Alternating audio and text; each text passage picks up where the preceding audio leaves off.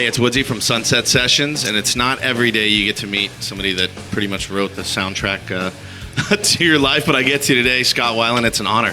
Thank you so much. Man, it's so good to meet you, and I feel like I've grown up with you. I mean, in your music, and just take my chance to say what a pleasure it is, and so good to see you here. And you got a new band, the Wildabouts. How'd you meet these fellas? Actually, I've known them for quite some time. They were the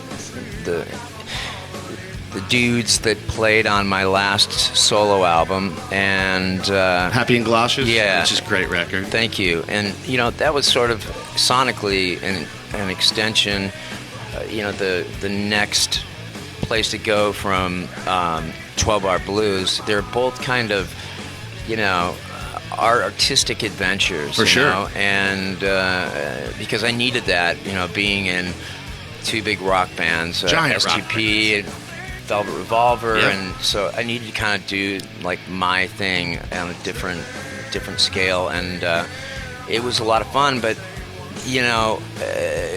we all of a sudden, it started with a year ago. We went up to my cabin in Washington, and we started writing songs, and it was just me and Tommy Blackie. He's our bass player. Yep. And Jeremy Brown is our lead guitar player. And we also had, and Danny, who didn't come up to the cabin, is our drummer, and then we had Doug Greon, was the multi-instrumentalist. We all came to the same agreement that we wanted to be a four-piece. We needed more space between the beats, more space between the notes. Sure.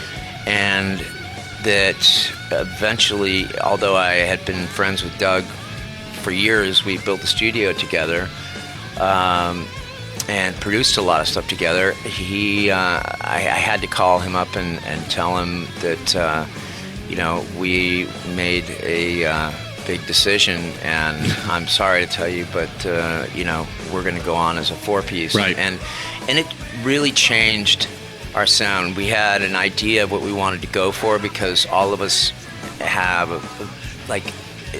extremely similar taste in music. So we can reference stuff, and we know what we want it to sound like about. This, and kind of how the bass is in the song, awesome. But Love and Rockets, kind of like that kind of thing, so it was really. It just started off, and we were really, when we dove into it, which was about the time that Lucas became our manager at the Ann Group, we really focused on making the album. We're halfway through it right now. Awesome.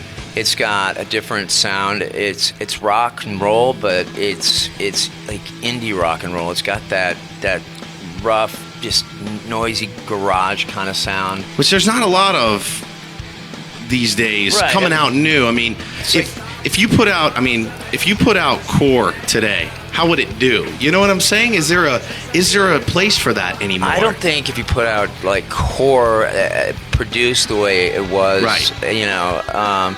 Or Alice in Chains, or except for Nirvana. Nirvana is one band that I think that the way right through, they would still stand the test of time as far as their first album. Yeah. It's just, it tears. It's rough. And when we hired our producer Rick Parker, who's done the Black Rebel Motorcycle Club, couple albums from them, and a bunch of other great stuff.